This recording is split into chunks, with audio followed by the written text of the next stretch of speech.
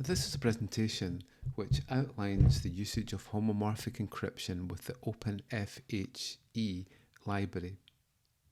I'm going to show you a practical demonstration both with Microsoft Windows environment and also on a Mac OS X environment. In both cases, I'll be using Microsoft Code to be able to integrate the examples and to be able to build it on those. So this is our Mac OS environment here using Microsoft Code, and this is the Windows environment here. So I'm going to be building on both of these environments. Overall, I'll be using the G++ compiler. So in this case, when I build for Windows, I'll be building with G++ and with the OpenFHE library, and integrating some header file locations. For the Mac, I just changed it slightly to have a different library integrated. So overall, I've built the two libraries. So one is lib.a here for the Windows environment, and then within our Mac environment, I have maclib.a. Okay, so when I'm compiling, I'll be compiling to each of the environments and then integrating whichever library I need to give me the hardware. Obviously, in this case, on the Mac, I'm using ARM architecture, and over here, I'm using an Intel x86 type architecture. Okay, so that's the only two difference between the different builds that we have. And I'll explain that when we come back to the practical element.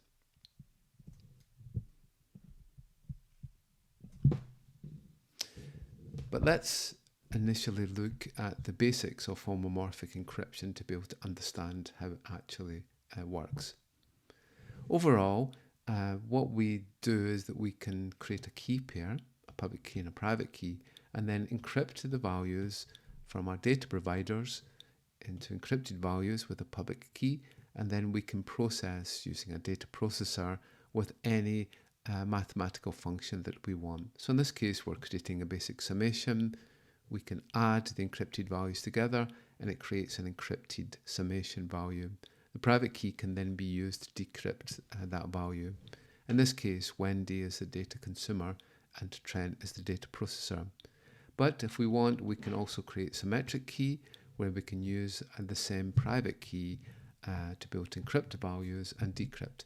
Obviously, it's a bit more difficult and needs to be much more trustworthy because we're giving away the private key to the data providers in this case. In most cases, it will be with a public key and a private key and not with symmetric key encryption. Some of our traditional methods for public key encryption can implement partially homomorphic encryption. So for example, LGAML allows us to multiply and divide encrypted values. When we create a public key Y from LGAML, we create that from a G base, and X is our private key. We can then create two cipher values A and B, and then recover the message if we have our secret value X. We can modify this for A and B so that we can get our partial homomorphic encryption of multiply and divide. You can see here that's managed to work there. So this is faster than the homomorphic methods that we're going to outline later. So if you just need to implement a multiply and divide, then please consider using the LGAML method. If we want to add and subtract, we can use the famous Pallier method created by Pascal Pallier. And we can see here its impact with citations has been rising over the years as more and more people use it. And with this, we can actually end up with an add function. So again, if we need to add and subtract in a homomorphic way without needing any other requirements, then the Paleo method is a good method to look at. Overall, there has been many different methods that we can use here. The first one was created by Craig Gentry, and that's known as the DGHV method. The second and the third generations were the BGV and BFV, and they operate on integer values. Integer values is 5, 7, 23, and so on. They are whole numbers. The fourth generation happened when we could actually operate in a homomorphic way on real values or floating point values, and the main method we use for that is named after its authors and is CKKS. These are the main papers that have been created that will evaluate, that we will look at later. And overall, the time that it's taken to be able to create the operations has reduced significantly as research has advanced. We can also use homomorphic hashing. It's not used as much, but it's possible for us to create a hash value and then to create a delta hash where we can add the two values together to be able to give the overall hash. And this is outlined in these two papers here. But most of the time what we do is we use public key encryption. We have a public key, homomorphic public key, and we'll encrypt the data. That goes into a homomorphic engine with a circuit associated with it, where the data processor only operates on the encrypted values. That can then, the result of that can then go into a secure enclave for a data processor, where the private key is stored, and we get the result. The data processor can then sign that result and send it to Wendy. Wendy will prove that signature with the data processor's public key. Or what we can do is that we can have Wendy can keep the private key and set up her own secure enclave so that the data processor never gets to see any of the values at all. In this case, the data processor will pass the encrypted homomorphic value to Wendy. She will use her private key to be able to find out the result. But as I said earlier, we can also use symmetric key encryption to be able to encrypt with a private key and then decrypt with the same private key, and we'll see examples of that later. Along with this, what we can do is we can implement a machine learning method or deep learning, implement something like a neural network with our basic machine learning circuit, and in this way we can implement a privacy-aware machine learning infrastructure where the input values that are coming in for the machine learning model are already encrypted, and then when we want to extract the data, we can extract it with the private key that matches the public key.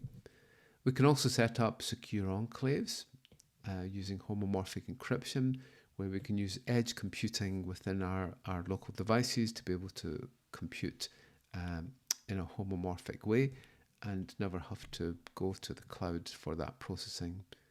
We can also split the key. One of the examples we'll show later on is to be able to split the private key into a number of fragments or shares, and then to be able to create a distributed signing or distributed encryption on the processing. Okay, so the first methods that we'll look at is BFV and BGV. Those were the second and third generation methods and operate on integer values. So the basic method uses ring learning with errors, and this looks at adding an error, small error, and we have our private key here. Along with this, we create a matrix A and a matrix B. We can then go through the computation to be able to recover our value, and we should be able to find out that our values, if the error is small enough, we should be able to recover our original value after the decryption. core here is to use the Q value, which is the public modulus value, in which all of our values will be constrained by. The larger this will be, then the larger the values that we can operate on, and thus the larger it is away from the error value that we have.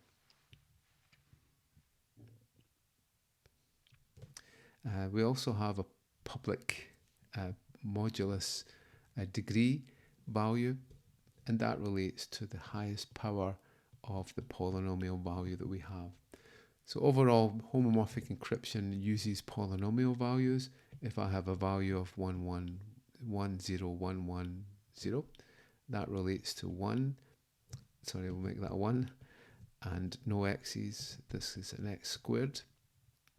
This is x cubed. There's no x4, and this is x5. So all along, we operate on these polynomial values. If we have a value of x squared plus 1 multiplied by x plus 1, then that is equal to x cubed plus x squared plus x plus 1. Okay, and with this type of operation, we can multiply, add, divide, subtract, and so on. The other method that we have is CKKS, and this allows us to be able to operate on floating point values. So it's named after its authors, and also is giving a name of homomorphic encryption of arithmetic of approximate numbers. Uses a similar method of ring learning with errors, but operates on our floating point values. Overall, we have our values represented with polynomial values, as we saw before, and these are our coefficients. This defines the highest polynomial factor value. To be able, when we multiply, the polynomial factors will become larger than the value that we've constrained, so we divide by x to the power of n plus 1 as an operation, and that will then constrain our values to something that is constrained by our polynomial degree. Another method we can use to be able to implement binary evaluation of a binary circuit is DM or FHEW. So with this method, what we can do is we can convert our bits into cipher bits, and then we can implement a Boolean logic function. So in this case, we have B1 and B2, or B1 and not B2. If we work out the logic for that one, we should get 0011 for these inputs here. And this is a very fast operation on a Boolean circuit. So the methods that is defined here is defined in this paper here. This is the method here that we can use for bootstrapping, but I'll explain that in the next slide. So unfortunately, what happens is that every time that we multiply, then we add noise. It's like taking a small value of 5 and 4 and we're making it into 20. So that has increased the values that we have. So even though the main values might be very large, then this can become significant. So we define what's called a level, and levels, every time we multiply, then we reduce the level down by 1. Once we get to 0, then we need to implement what's called a bootstrap. And the bootstrap allows us to reapply the keys to be able to reduce the noise in the calculation. Also, when we get too much noise, we also need to bootstrap. So every so often, we need this bootstrapping process implemented. The other thing that we have within our homomorphic encryption methods is that we can have a number of slots. So these slots will implement a certain evaluation function, and what we can do is we can input different cipher values into each of these slots and get a result out here. this allows us to be able to run through a whole lot of values in an almost parallel way. Okay, so let's look at our basic coding there. So as I showed you, then we have a Windows environment here. So here is my C++ code here. So overall, we find in here, these are all the include directories that Visual Code will look in to be able to find the header files, to be able to help IntelliSense, so that when we use any of the functions, then hopefully it should give us some details. So this is just a very basic program here to take what's called the crypto context and then serialize it into a JSON string and then output it. So I'll just show you this running here. So we're here. So then we'll run that one there. And this is our little program to run G++ on the C++ files. So we'll just run that. And then this will create an output for us, an executable for our Windows environment. So we'll just come over here and do the same thing. So let me just open up a folder here. So this is the same one here. Okay, so here is our Mac OS program here. So we should be able to get the IntelliSense on here. That's fine. And then we'll run the compiler here.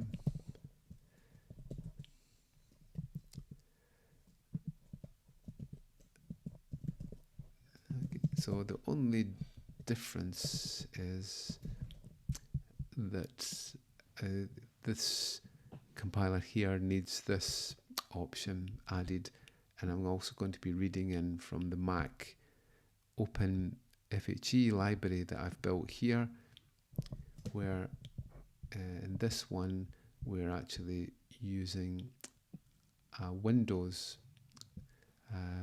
equivalent here. So this should have built our exe file, and there it's there.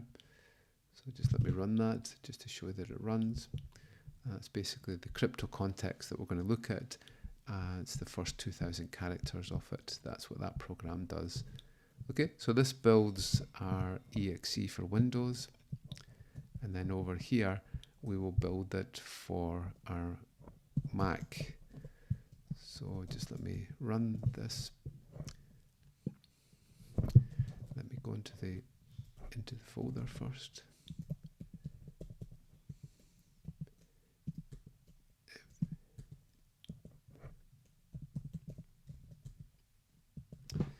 Okay, so I'm going to build that. This is just some warnings. There's no problems with that. And then we should build our Mac OS program here. So that's created this program here.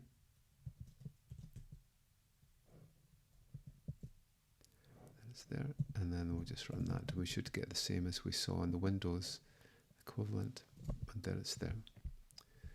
Okay, so that's how we can build our executable. So this is for x86 Intel, and this is for an ARM architecture. We need to build the two libraries different, and that's built from the main OpenFHE code.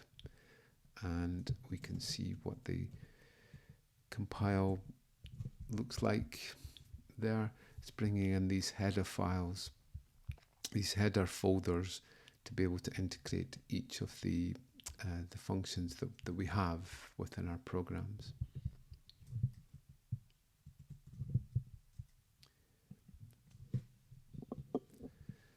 Okay, so here's a very basic program here for BFE.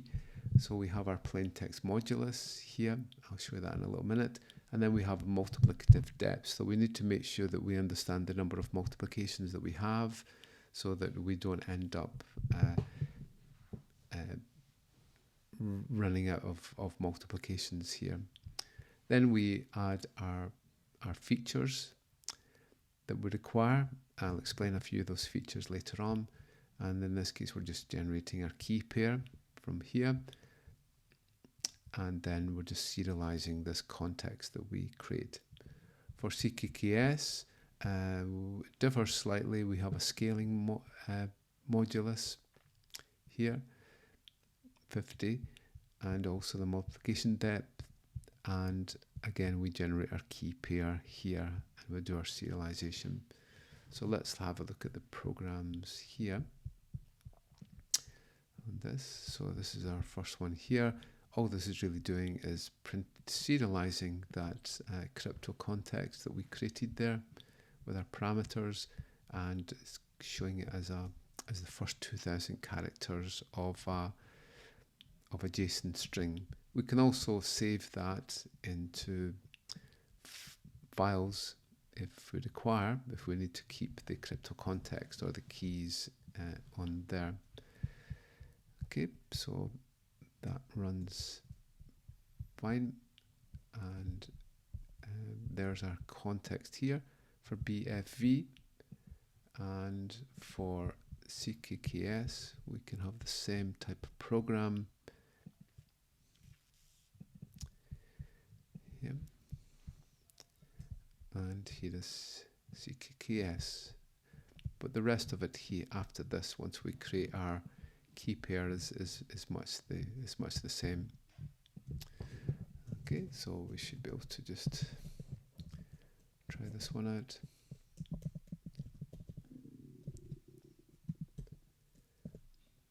Okay, so we'll just compile that one.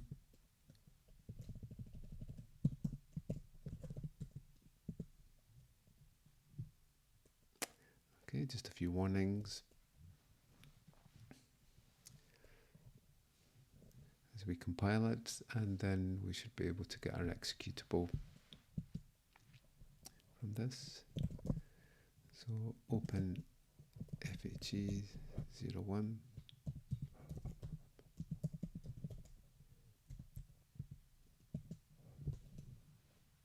And that's our CKKS crypto context in there. Okay, you can see that in there.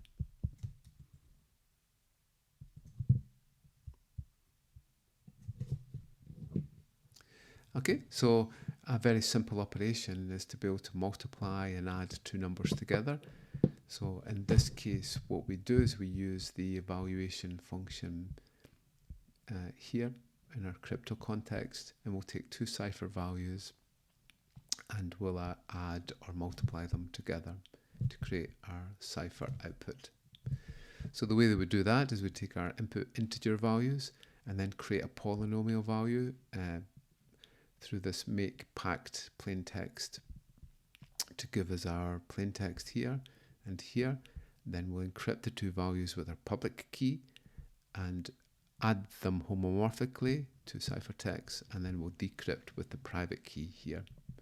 For CKKS, slightly different in that now we create a CKKS plain text for a polynomial here, and the rest of it is roughly the same. This is just an add, subtract, and a multiply. So let's try that one.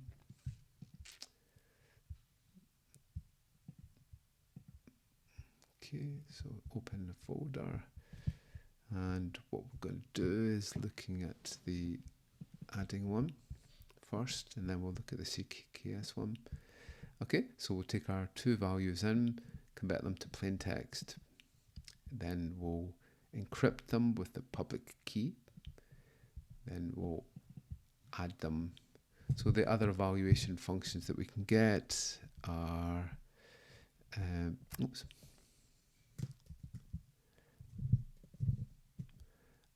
add, cosine, divide,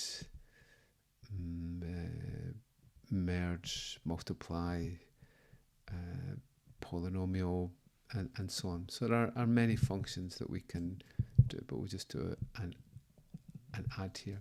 We can also use add in place, and that will replace the last argument with the result. But if we don't do it in place, then we get the result here back. So we'll just do an add. So that should add two numbers together. So we'll just give that one a try. FJ01, be a bit adding, and then we'll just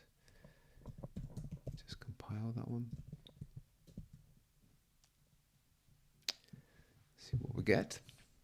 Okay, so we're going to run this one.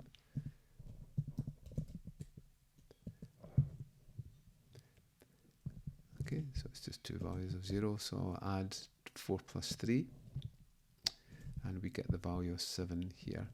So let's try 10 plus 71, and we get the value of 81 there. So now let's look at the CKKS, but in this case we'll do an add, subtract, and a multiply at the same time. So let's find the CKKS one.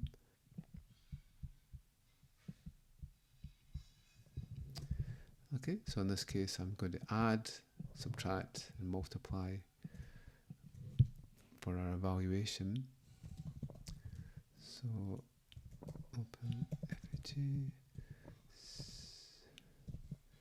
and that's 03. And we'll just compile it again, and this is just some warnings. That's worked fine. So FHE01.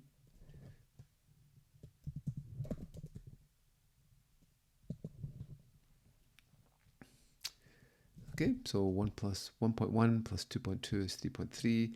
1.1 minus 2.2 is minus 1.1. We'll try on some other values. So let's do those ones. I'm passing in some arguments here. 7.5 plus 9.3 is 16.8. Okay, so you can see the big difference between CKKS and BFE is that CKKS is operating on floating point values, while BFE is working on integer values.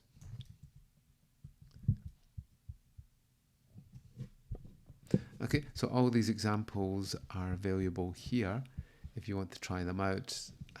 I've got all of the examples in this presentation here that you can see the code and also try them out. They'll be a little bit slower than they normally are running natively. We can also create a batch processing where we can use the number of slots that we have to be able to implement a function. So in this case, we've got an count value for our vector array, and then we're going to square each of those values with homomorphic encryption. So when we're creating our plain text, it will create a number of values for our inputs, and then we can encrypt them as an array and then just evaluate the square in this case for that. So let's try this one out here, and this is the square function that we're using in this case. So we'll just open up this one, and what we want is this square function.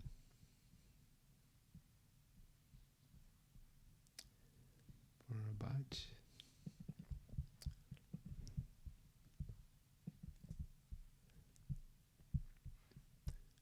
Okay, so there we go. So in this case, we're actually encrypting. We're encrypting with the public key and then decrypting with the private key. But we could use the secret key or the private key to be able to encrypt and decrypt, but in most cases we'll be using the public key to encrypt. Okay, so this is creating a number of values that we have up to the value of count, and then evaluating the square of that. So we'll just give that one a little try. This is with BFE. So we're going to be dealing with integer values here. So let's compile that. Some warnings, and then we'll run that, see what we get. Okay, so there's the square values up to there. There's 821, square of 9. And we can pass in an argument such as 20. And there's the values here. So you can see it's a very powerful technique that we can have a number of slots that we can then evaluate with our function.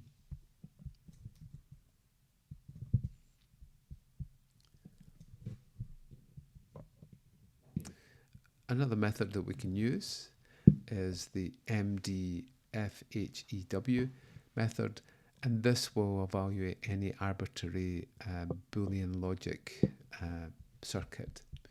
So what we get is we get cipher bits here, and then we can implement our logic. So we can implement any mathematical function with this. In this case, we've got B1 and B2, or B1 and not B2. That gives us this basic logic here. Oops.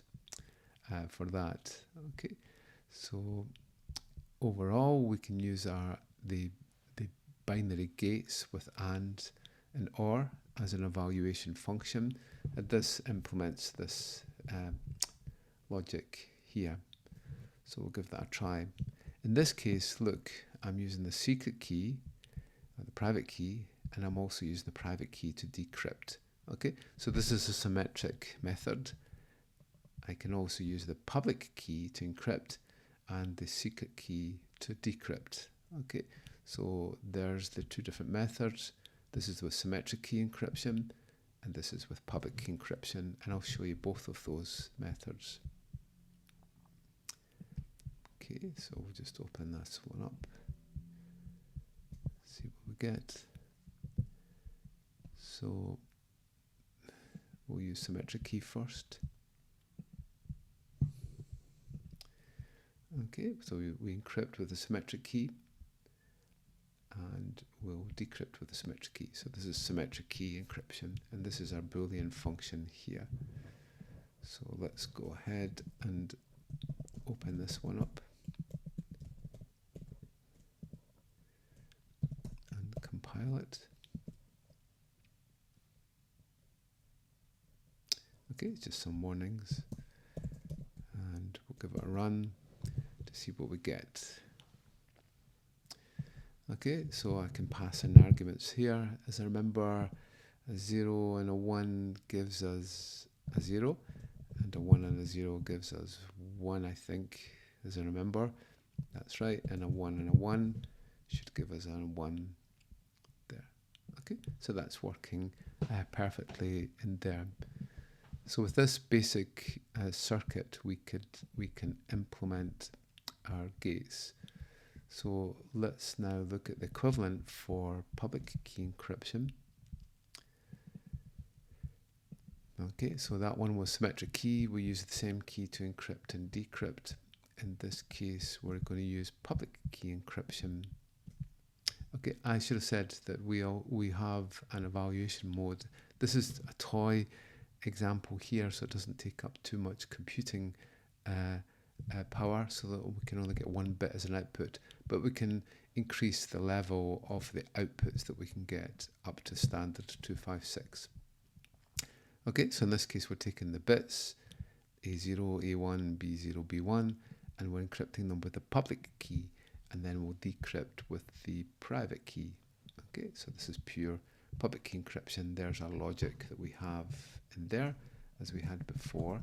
So now let's run this one. Let's see, so we'll compile it, and then we'll just run a program, see what we get. We should be able to get the same results as we got before. So a 0 and a 1 gives us 0. There is a 0 and a 1 gives 0, yeah. And a 1 and a 0 gives us 1, I think.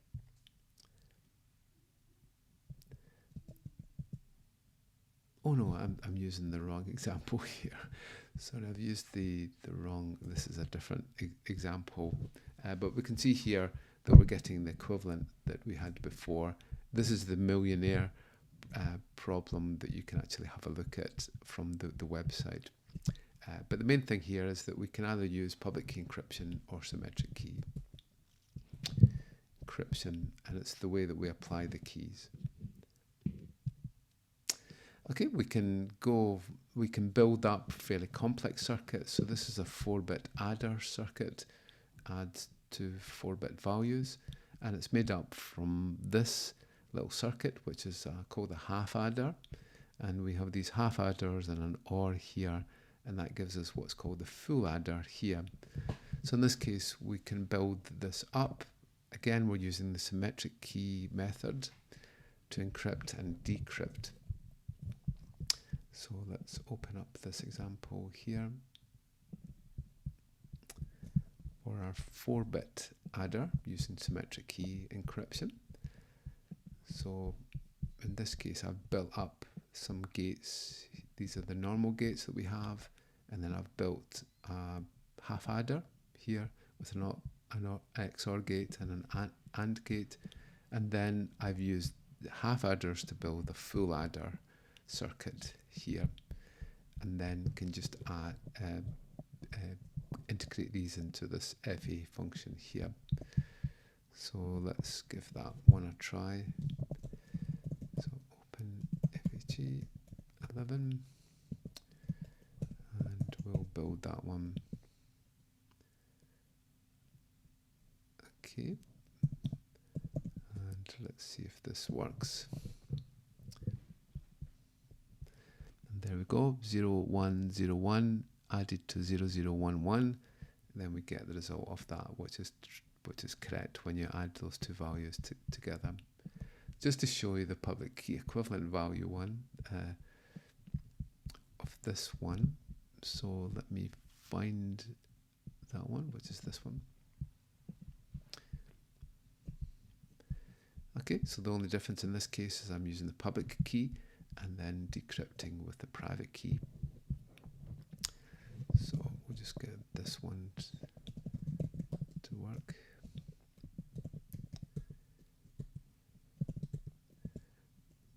Okay, so just build that one. Okay, and then we'll just run that. And we should just get the exact same that we got before.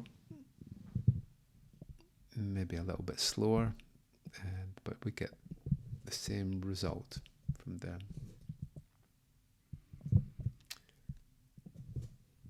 Okay, so this is a very powerful function and where we can create any logic that we want. So one standard circuits that we have is a MUX, which is basically a binary switch and a majority circuit. With a MUX, C is the control line here. So when C is a 0, we echo the value of A. When C is a 1, we echo the value of B. So you can see there, those values here echo these values, and when C is a 1, we get these values here. A majority circuit is just as it says, when we have 2 or more 1s, then we have a 1 output. So we get 1 here, here, and here. So in the program, we can evaluate with our majority circuit and also with our MUX circuit. In this case, we're using symmetric key, encrypt with the private key, and then decrypt with the private key. So we'll just have a look at this one. Open the folder, and we want this one here. Okay, so there's our MUX, encrypting with the private key, and we push the bits into a vector, and then we can apply the bits as a vector into the circuit to evaluate it, and then decrypt it with the private key. So let's give this one a try.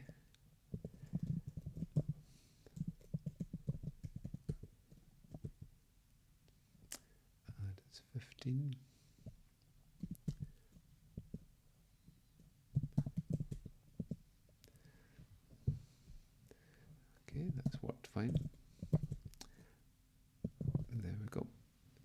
So let's see what it's going to give us. So 0, 0, 0 goes to 0.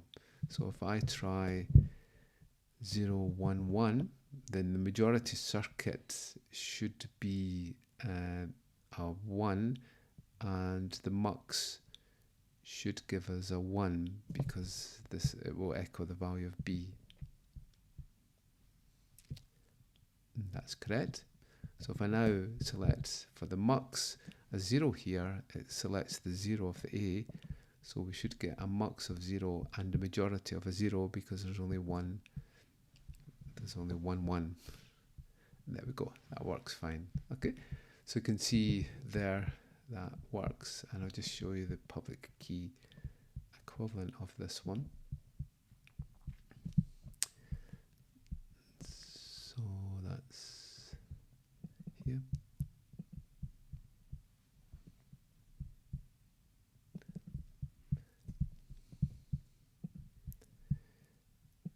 Okay, so in this case we use the public key, and then we just do the same thing as we did before. I won't bother running this one, but it should give us the exact same output as before.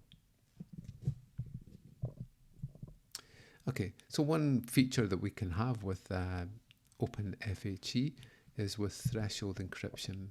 With this, we can take the private key and we can split it up into a number of shares, and then apply that to create fragments of the cipher, and then recover that cipher back using to be able to fuse it back by adding the cipher fragments together to create the result.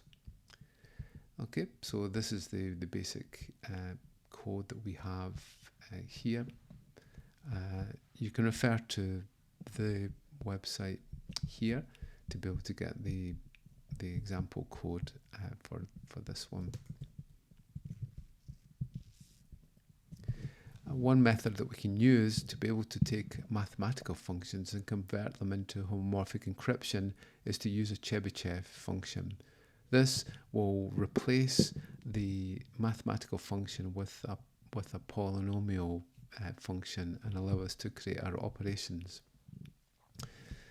So in this case, what we've got is we can take a standard maths function in C++ and convert it through a Chebyshev function to be able to convert that into a homomorphic function.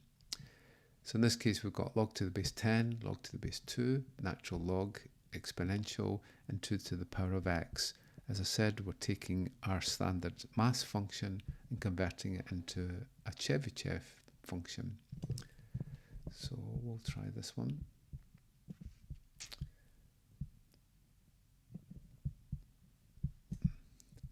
This is 18. Okay, so here's our function here, and we're taking log to the base 10, log to the base 2, and so on, and then converting it into a result that we can process with our homomorphic encrypted values.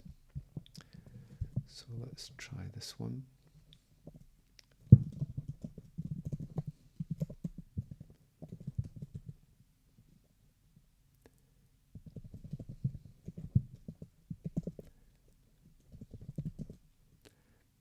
Okay, so we'll just run this one.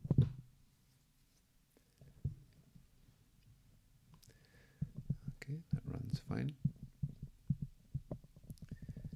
Now just run it. Okay, that's giving us a log2 function. I think if we can put in a different argument, well, that gives us the count. So we can take 20 of those. And then I think maybe the next value gives us the function. That's log to the base 2. That's natural log. That gives us exponential, gets very large. And that gives us 2 to the power of x there. Okay, so the great thing with the Chebyshev function is that we can model a mathematical function as a polynomial, which allows us to be able to integrate into our homomorphic methods.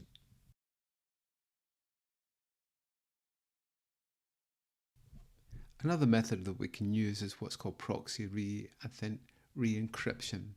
With this, what we have is we have some ciphertext that's been encrypted with Alice's public key, and we want to convert it into a form that will allow Bob's private key to be able to decrypt that ciphertext.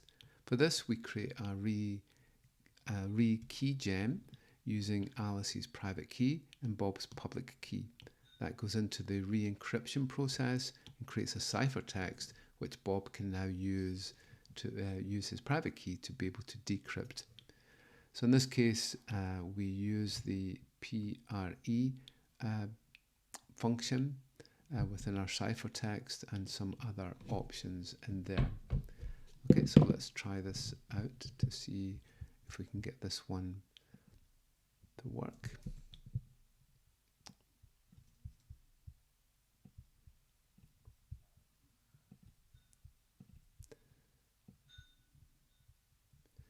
Okay, so we want re-encryption.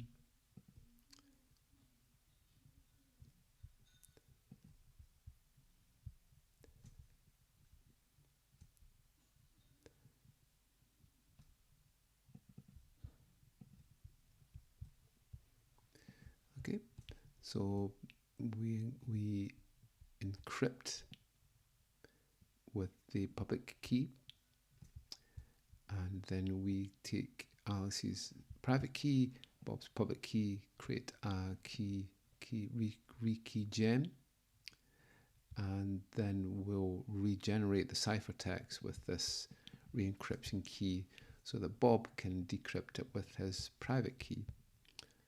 Okay, so we'll just give that a try. OpenFHE 21.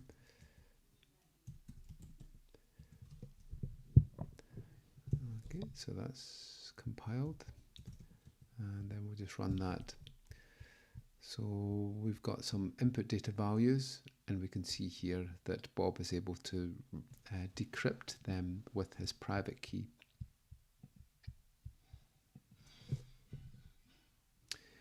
So another function that we can use, which is built into OpenFHE, which is used in areas like neural networks, is a logistic function. With this, we have f of x is equal to 1 over 1 plus e to the minus x.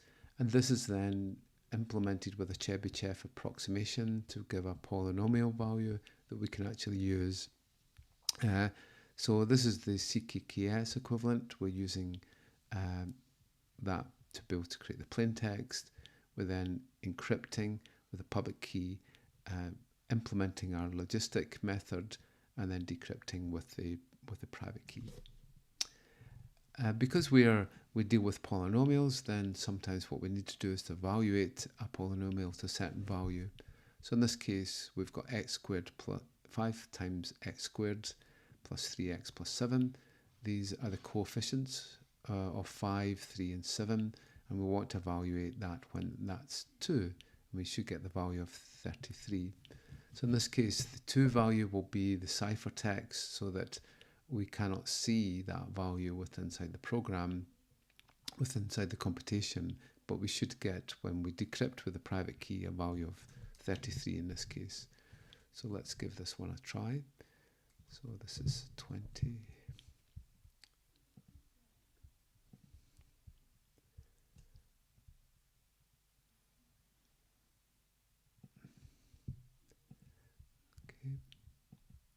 Okay, so there's our value poly.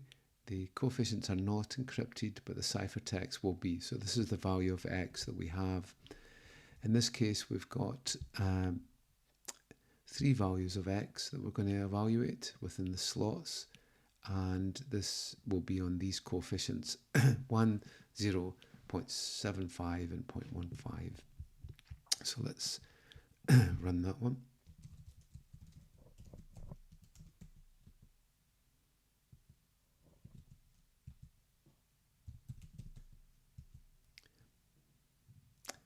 Okay, we just compile it and run it and see what we get. So we've got 3 x values here and 4 coefficients. So we'll just give that a try.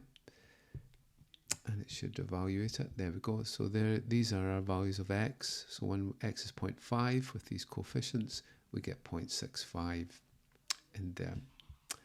Okay, and this is evaluated in a number of slots in there.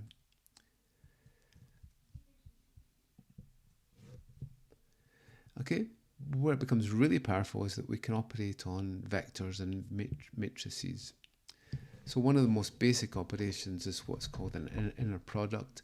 And for this, we take two vectors. The vectors can have any dimensions, but in 3 dimensions, we might have a vector of 10, 20, 15. And we can represent that in this form. And then we can multiply 2 vectors together. And the most basic form is basically the magnitudes multiplied together, multiplied by the cosine of the angle between them. So in this case, if we've got a simple vector here with this magnitude, if it's in the same direction, then we can compute that will be 725 for an inner product.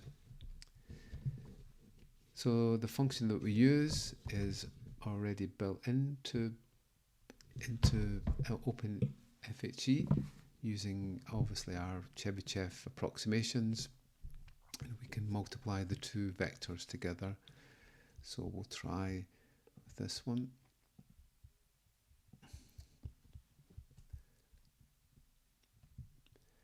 And we can use CKKS or BFE. We'll try BFE. So obviously this will just be with integer values, but the other one will be with floating point values for our vectors. Okay, so there's the inner product there. Just give this a try. That's 14. And we'll just run this. Compile it first, and then we'll run it.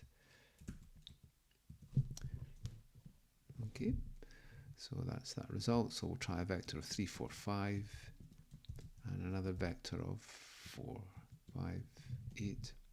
And we'll see what we get, and the result is 72. And this is it computed normally inside the program using C++ functions, and this is the homomorphic decrypted value from here. Okay, so we can now expand that on where we have a vector input and then apply it into a matrix. So this is a 3 input vector, and this is a 3 by 3 matrix, and we can multiply the 2 together to give us these outputs of Y. And this looks like a 2-layer feed-forward neural network. For this, we'll encrypt the input vector or the input values. So this could be coming in from sensitive data, and then we'll have non-encrypted matrix values here. Then when we want to decrypt the values of Y1, Y2, Y3, we'll just take the secret key and then decrypt the inner product of the 2. Okay, so here we go. We're taking the encrypted vector, multiplying it by the non-encrypted matrix, and we'll get our result here. We then decrypt that using the private key from there. Okay, so let's give that a try from here.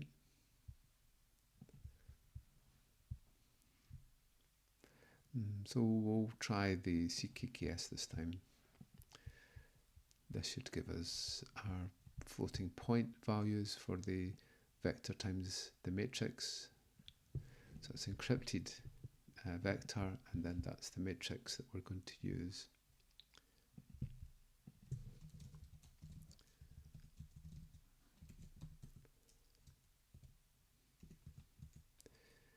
Okay, so we'll give it a try.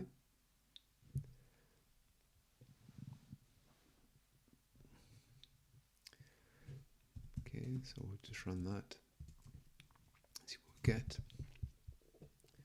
Okay, so this is an encrypted vector times a matrix value,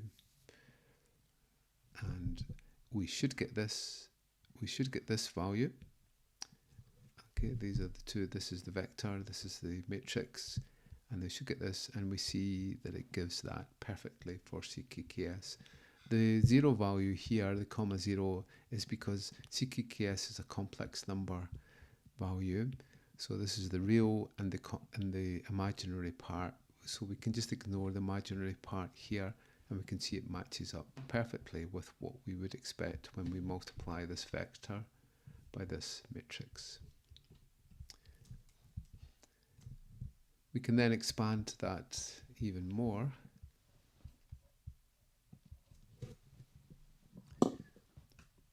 by having another matrix. So we can have an encrypted vector times a matrix times another matrix. You can see here that we're using the inner product twice, and this is the encrypted vector times the matrix, gives us that, and then we can take the encrypted result there and multiply it by the matrix to give us our outputs. So we'll just try this one, and this is our final example. So CKKS vector matrix. Okay, so there's the encrypted vector, there's the matrix, and then there's the other matrix, and we'll just run that.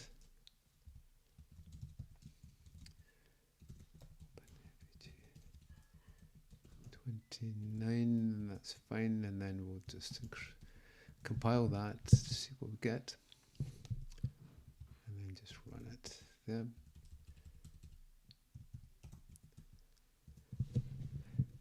Okay, so we'll compute this in the normal way that we would, and there we go, there's the vector, this is the first matrix, there's a second matrix. This is what we should get when we compute it with C++. So fingers crossed, we'll see if this works, and it works perfectly there to give us our output.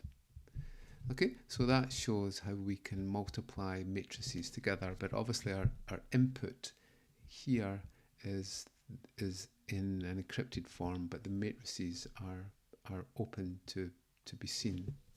Okay, so that's been an overview or an outline of homomorphic encryption using the OpenFHE library. Okay, thank you.